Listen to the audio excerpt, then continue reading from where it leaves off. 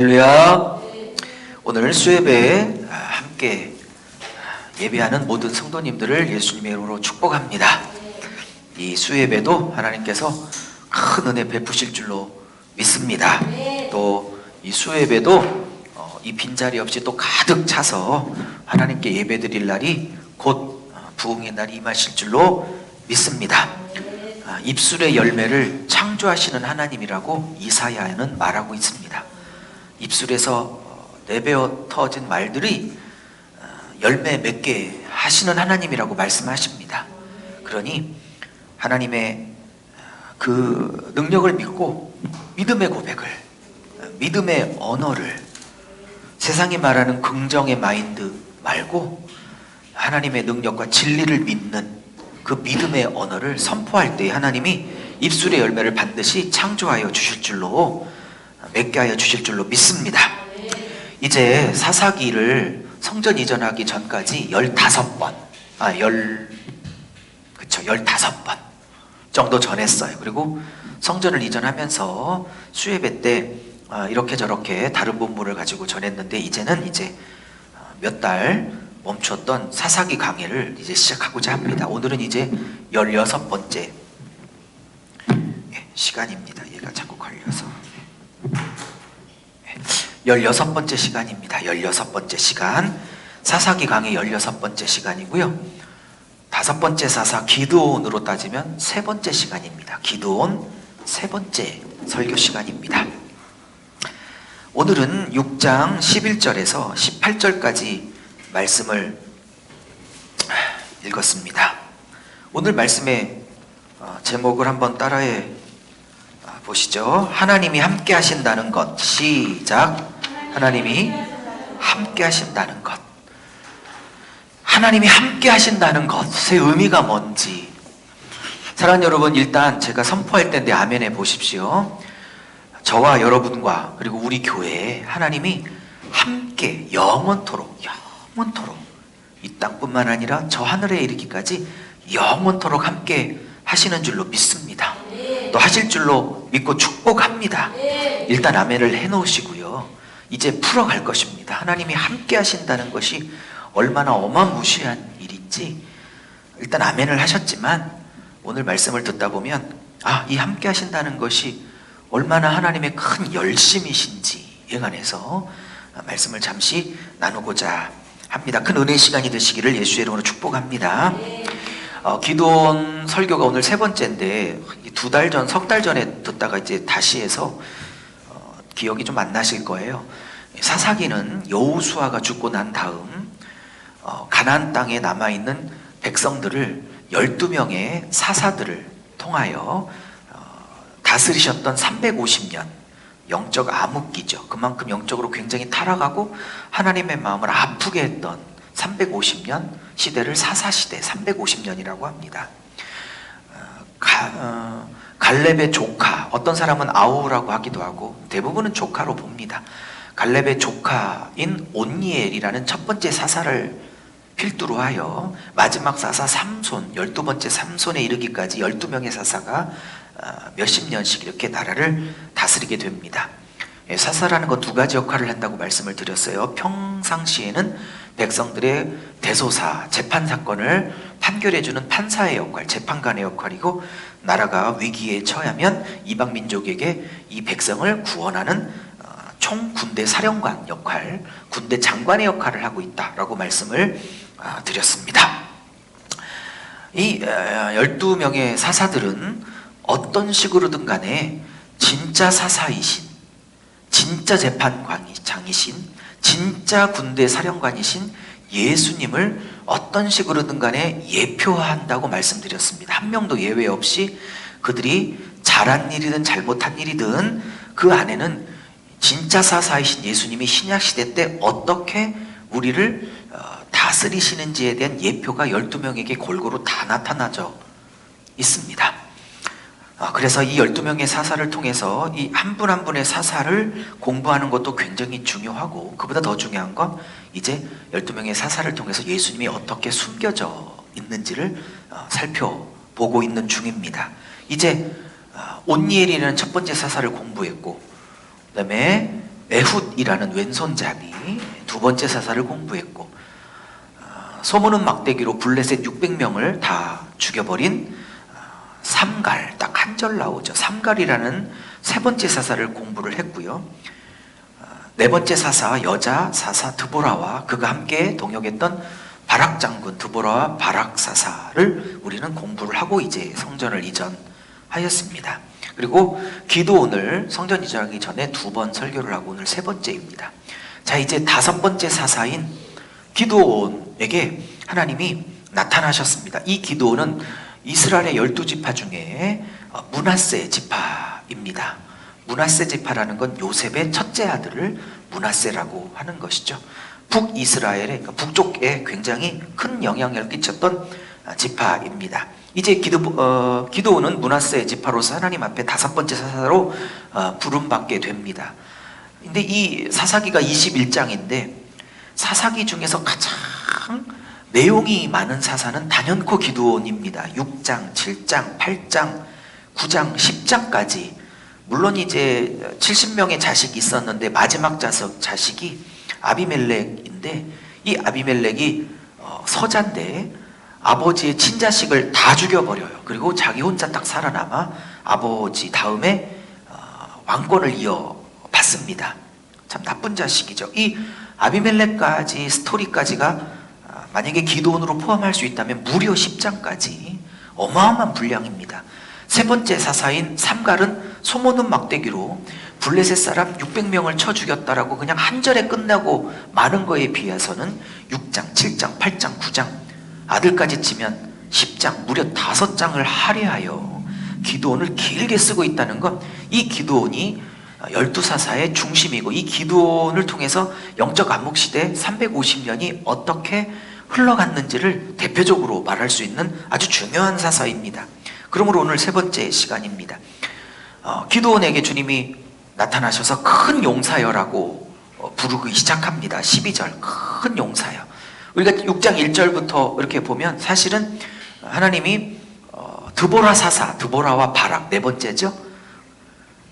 그 사사를 통해서 이방 민족을 물리쳐 주시고 드보라와 바락이 살아있을 때 태평성대를 누리다가 이제 다시 타락하게 됩니다. 그래서 6장 1, 2절에 보면 하나님이 또 여호와 목전에서 악을 범함으로 미디안의 손에 7년을 넘겼다. 이게 넘겼다가 히브리어로 나탄인데 넘겨주셨어요. 그래서 이 미디안이 7년 동안 이 이스라엘 백성을 너무 괴롭힙니다. 근데 이 미디안 백성을 아주 약삭 발라가지고요, 아무 때나 쳐들어오는 게 아니라 한 3, 4월 이게 보리 추수 때입니다. 그때면 딱 들어가고 보리를 다 긁어갑니다. 5, 6월은 밀추수입니다. 또 밀추수, 그러니까 1년 내내 보리 농사, 밀 농사를 잘 지면 꼭 추수할 때만 들이닥쳐가지고 그렇게 빼앗아 갑니다. 9월, 10월은 과일 추수입니다. 또 그때 가면 또 과일을 그렇게 또 쳐들어와가지고 다 뺏어가고 아주 참 악랄합니다. 1년 동안 내내 보리밀 이렇게 과일을 열심히 농사를 지면 뭐합니까? 꼭 추수할 때만 되면 채가는 걸요.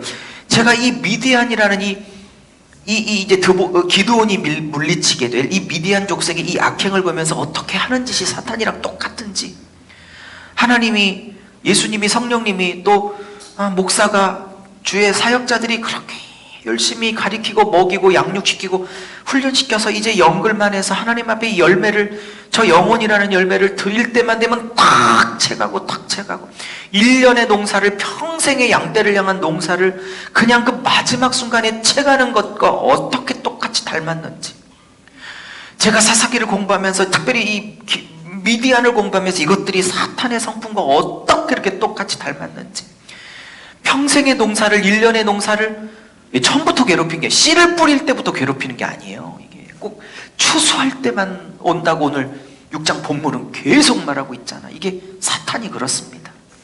꼭 하나님 앞에 연그러 마지막 그 추수 때에 콕 탁탁 채가는, 이게 사탄인 것이죠.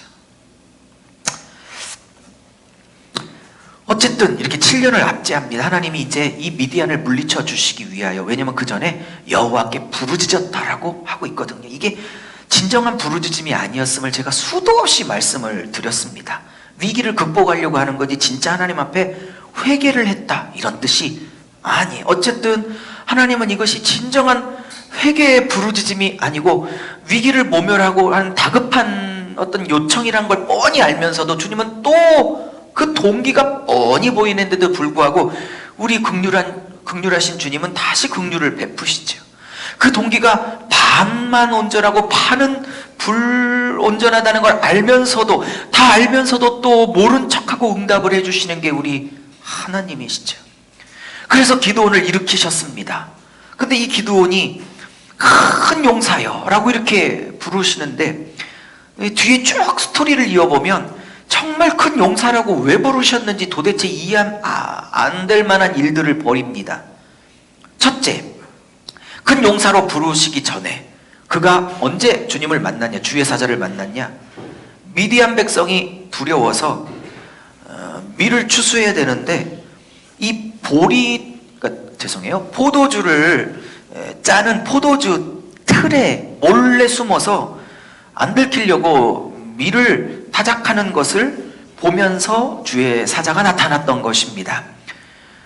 이 포도즙 틀은 보통 이렇게 웅덩이를 파가지고 포도즙 틀을 그 밑에 넣고 이렇게 사람들이 밟기 때문에 잘 안 보였다고 그래요. 근데 밀은 포도 열매가 아니니까 그렇게 하는 게 아니죠. 근데 굳이 포도즙 틀에 들어가서 밀을 타작했다는 건 오늘 성경에도 나와 있는 것처럼 그 미디안 백성에게 절대 걸리지 않으려고 했던 사람입니다. 그러면 12절에 나타나셔서 어차피 쓰실 거면 이 사람이 원래 겁장이니까 이 겁장아 그렇게 말을 해놓고 내가 너를 큰 용사로 만들어 주리라 뭐 이렇게 말하는 게 마땅해 보이는데 큰 용사여라고 하죠. 또 더 이해가 안 되는 게 오늘 15절에 보니까 내가 너를 들어 쓰겠다 그랬더니 나는 므낫세 지파 중에서 제일 작은 집안이라고, 또 우리 가문에서 우리 가족 중에서도 제일 또 작은 자라고. 어떤 분들은 15절에 가장 작은 지파 가장 작은 집안의 작은 자라고 했던 걸 또 겸손이라고 푸시는 주석과 설교집도 있대요. 저는 개인적으로 반대입니다. 뭐 그분들이 틀렸다는 게 아니라 이 15절을 꼼꼼히 따져보면 지금 이것은 겸손을 가장한 자기 뭐라고 그럴까 교만이라고 볼 수 있습니다. 진짜 겸손을 이따가 다시 말씀드리려고 하는데요. 지금 어쨌든 작은 자라고 또 핑계를 대고 있는 걸 왜 겸손이라고 하는지 모르겠습니다. 지금 핑계와 변명에 불과하지요. 그리고 이제 당신이 나를 통하여 미디안을 물리칠 거라는 것에 대한 증거를 보여주세요. 그래서 무려 하나님이 3번을 보이게 만듭니다. 이게 얼마나 겁장인지요. 표징을 하나를 보여줬으면 그걸로 끝내야죠.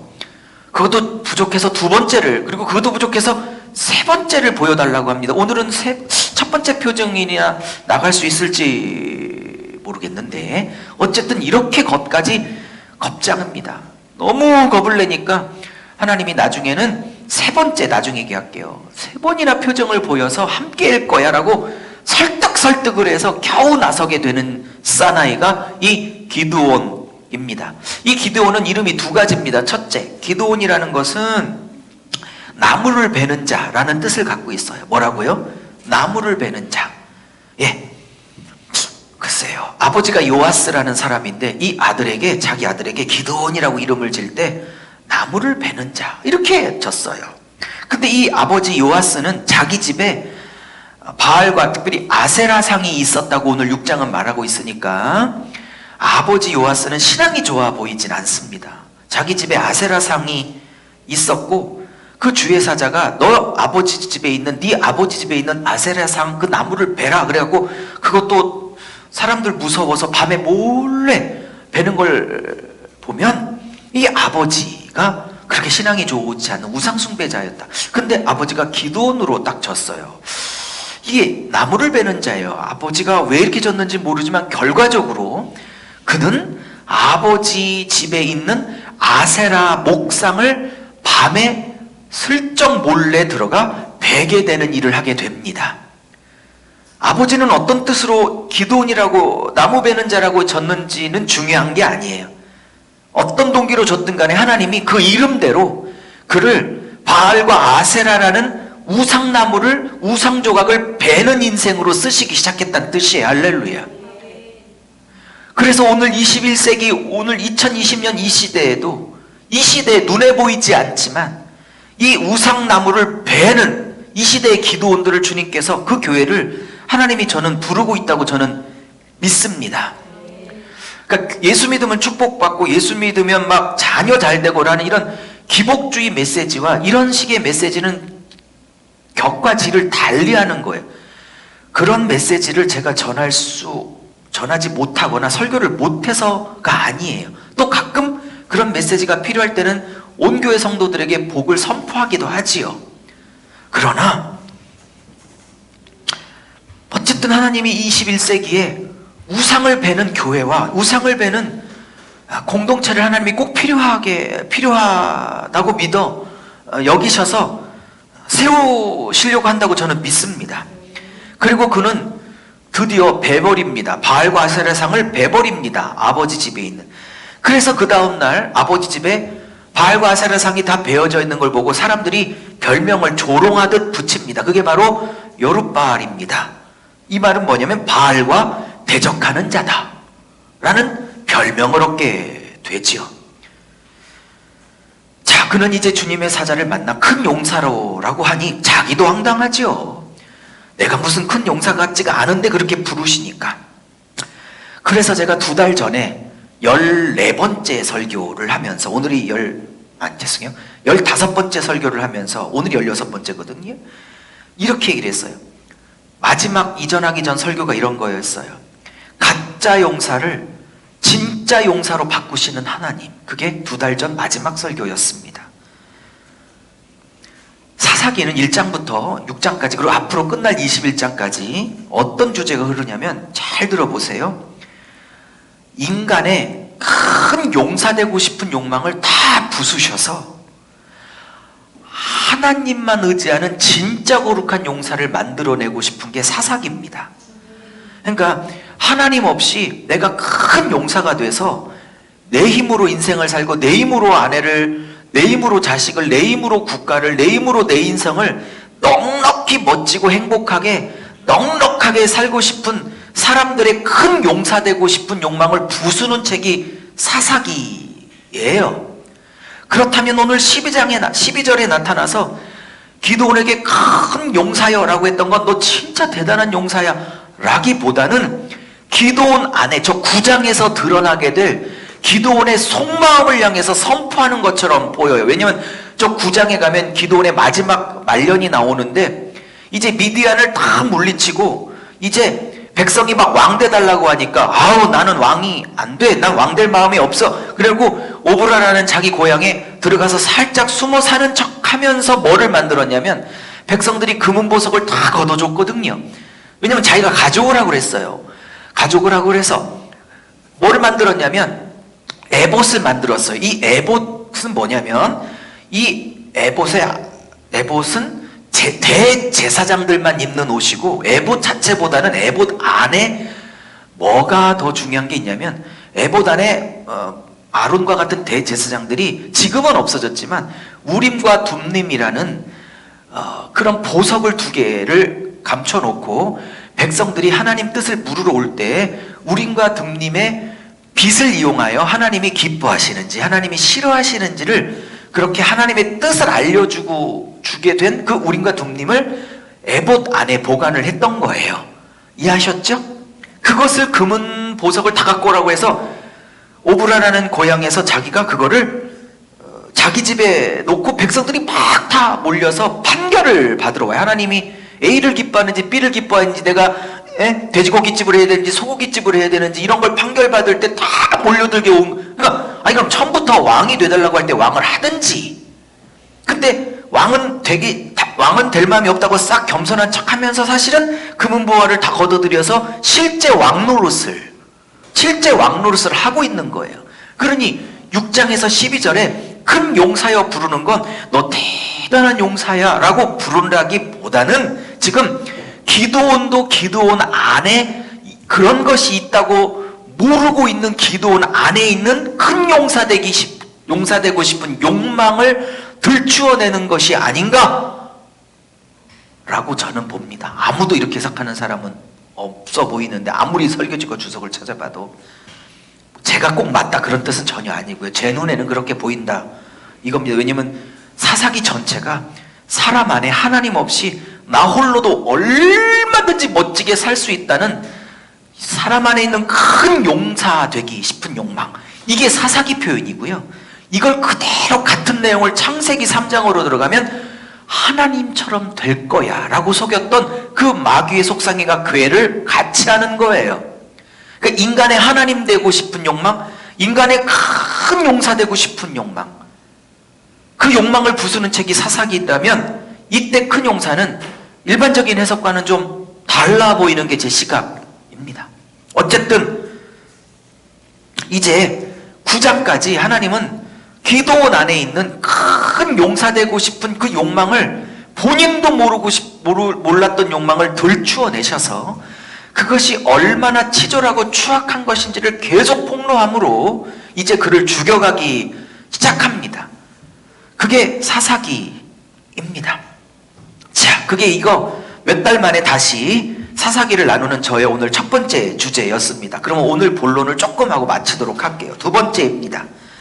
자, 하나님은 두 번이나 이런 말씀하십니다. 못해요 못해요라고 가짜 겸손을 떨고 있는, 아니 내 집안이 작고 내 집안 중에서 나는 힘이 더 없는 사람이고 이렇게 막 핑계를 대요. 그러면 말을 바꾸면 집안이 빵빵하고 뭐 에브라임 지파처럼 굉장히 숫자도 많고 뭐 이러면 능히 구원을 할 수 있다는 겁니까?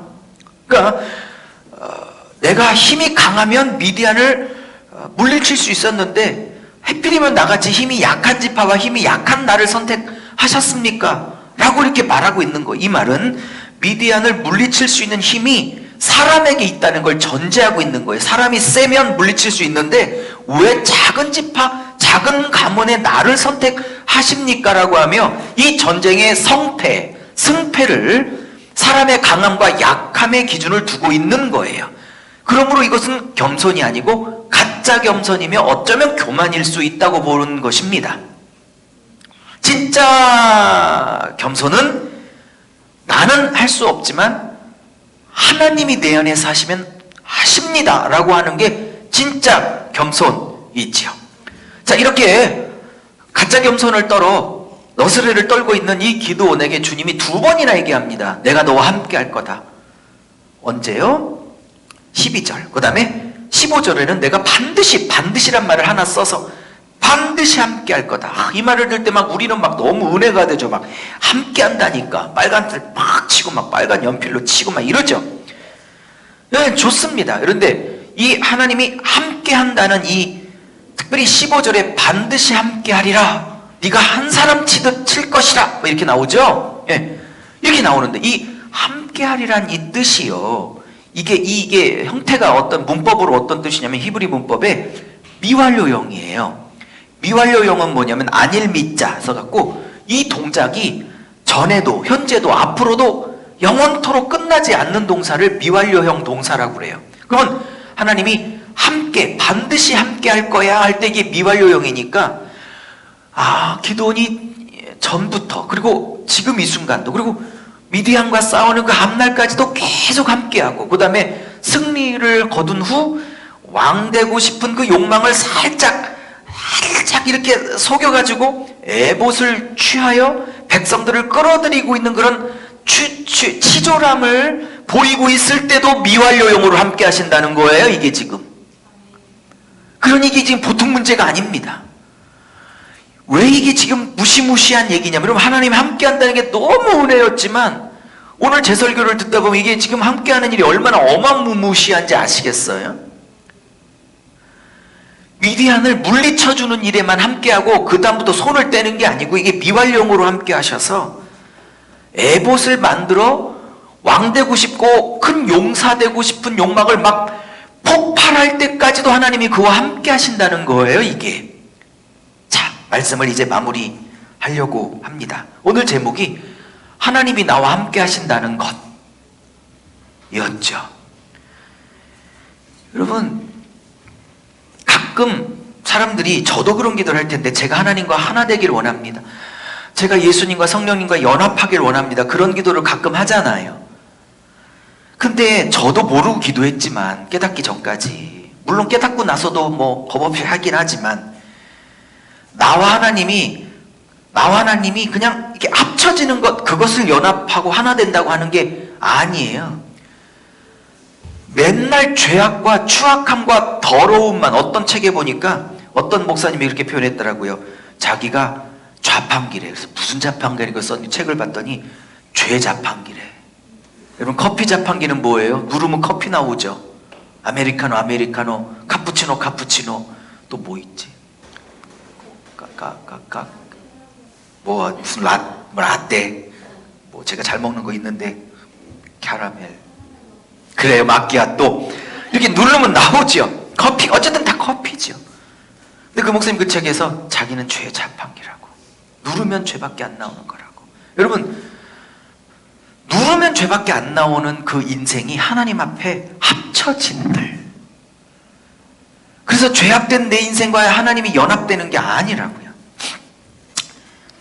진짜 연합은, 진짜 하나됨은 뭐냐면, 내 안에서 내가 다 죽어지고 내 안에서 내가 다 없어지고 내가 다 비워진 그곳에 하나님의 생명으로 가득 채워지는 걸 하나됨이라고 하는 것이라고. 내 안에 내가 다 비워지고 없어지고 그렇게 된 그곳에 하나님이 들어와 오시는 걸 연합이라고 하는 것이지, 죄밖에 나오지 않는 죄 자판기와 내가 하나님과 연합해서 나올 게 뭐가 있어요. 제가 가끔 무슨 일 때문에 엄청나게 낭망하고 있는데 갑자기 고린도 후서 4장의 말씀이 이렇게 딱 깨달아지는데, 언제 설교를 한번 하려고 하는데 이런 말씀이 있어요. 고린도 후서 4장 1절에 하나님의 긍휼하심대로 내가 낙심하지 아니하노니, 이런 표현이 나와요. 사도 바울이 왜 낙심을 안 한다고 할까? 근데 하나님의 긍휼하심대로 낙심하지 않는데요. 이 말을 좀 깊이 말하면 이런 거예요. 좀 어려운데, 결국 나라는 사람을 통해서 나올 수 있는 결과물은 죄밖에 없기 때문에, 나로부터 나올 수 있는 게 죄밖에 없기 때문에, 그것을 항복하고 있는 사람들은, 그죠? 실패나 넘어짐이나 자기가 그 정도밖에 안 된다는 것 때문에 새삼스럽게 낭망할 이유가 없다는 의미로 쓰고 있는 거예요, 그게. 그러니까 내 안에 선한 것이 나올 수 있고 내가 이만한 결과를 도출할 수 있고 이렇게 사람들에게 인정받을 만한 괜찮은 사람이었는데, 실수든 고의든 모략이든 중상모략이든 뭐든 그런 평가를 못 받고 있을 때 낭망할 수 있는 건데, 사도 바울은 자기 안에 선한 결과물이 나올 수 없는 존재, 늘 자판기처럼 늘 죄악만 나올 수 있는 존재라는 그 사실을 항복한다면 새삼스럽게 보여지는 결과 때문에 낭망할 이유도 없다라는 것으로, 이런 논리로 고린도 후서를 풀어가고 있어요. 잘 설명을 했는지 모르겠네. 제가 그 말씀을 깨닫고 조금 힘을 낸 게 있습니다. 말씀을 마무리합니다. 다들 얼굴이 피곤해 보이셔서 제가 좀만 쳐다보면 흰자가 위로 올라갈 것 같아갖고 빨리 끝내려고 합니다. 피곤들 해 보이셔서 말씀을 다 했어요. 여러분, 하나님이 함께 하신다는 건 뭐냐면, 막 결혼시켜주고 좋은 직장 취직해주고 남편 아내 혹은 자녀들 잘 되게 해주시고 그런 것도 있죠. 부정하지 않아요. 물론 그런 측면도 있다고 저는 분명히 인정합니다. 근데 하나님과 하나 된다는 것, 그리고 하나님이 죽을 때까지 미완료로 이 기드온과 하나 된다는 건 뭐냐면, 계속해서 네가 얼마나 무익한 종인지, 누가복음 17장입니다. 얼마나 무익한 종인지, 네가 네 안에서 낼 수 있는, 생산해낼 수 있는 결과물은 결국 죄악밖에 없다는 것, 그것들을 계속 폭로해 가시고, 그리고 그것에 항복하게 하시고, 그래서 나는 은혜밖에 구할 수밖에 없는 존재구나 라고 하며 계속 이 자기를 비워내게 하면서, 그리고 그 안에 하나님의 생명과 하나님 자신을 가득 채우시는 일을 하기 위하여 하나님은 나와 함께 하시는 것입니다. 미완료형으로 말입니다. 그래서 10장까지 기드온에게 네가 얼마나 네 안에 더럽고 추악한 것들이 원래 있었고, 그것이 에봇 사건, 아비멜렉 서자 사건을 통해서 자기도 몰랐던 그 욕망을 드러내시면서까지 하나님은 끝까지 그와 함께하여 그가 진정으로 하나님과 연합하고 하나됨을 계속 만들어 내가시는 것입니다. 이게 우리 한국교회가 일반적으로 선언하고 있는 메시지랑 좀 달라서 고민이 제가 많습니다. 저는 이게 복음이 맞다고 생각하는데, 이런 복음에 얼마나 많은 이 세종 시민들이 순종하며 아멘하고 반응할지 저는 잘 모르겠어요. 그러나 그 결과에 관계없이 이런 메시지를 전하고자 합니다. 사랑하는 여러분, 저와 여러분 안에 자꾸 계획이 부서지고 꿈이 부서지고 욕망이 부서지고 소원이 부서지고 뭐가 안 되고 자꾸 이렇게 막히고 뭔가 이렇게 브레이크가 걸리고 뭔가 이렇게 빼앗기는 것 같고 할 때에 하나님이 버리셨냐, 하나님이 나를 안 사랑하냐, 그렇게 생각하지 마십시다. 오히려 비워내게 하시고 그래서 하나님을 채우려고 하시는 거고, 아멘. 없어지게 하셔서 생명을 채우시려고 하는 것입니다. 아멘. 이 컵에 오물이 있는 상태에서 거룩한 생수를 부어줄 수는 없는 것 아닙니까? 오물과 생수가 하나 되는 걸 연합과 하나됨이라고 말하지 않는다니까요. 이게 하나 되려면 여기 있는 오물이 다 비워지고 생수로 채워져야 그것을 하나로 하시.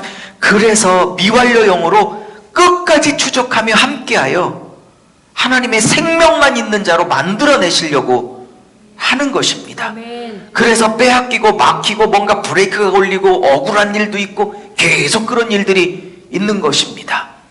하나님이 만들어 가신다는 것을 믿고, 그죠? 다시 한번 힘을 내고, 이게 진정한 평안. 오늘은 못하겠지만 다음 주에 염소 새끼와 무교병 떡을 드려 제사를 드립니다. 그리고 그 제사 드리는 장소를 이 기도원이 여호와 샬롬이라고 이름을 붙입니다. 예? 여호와 샬롬이라고요.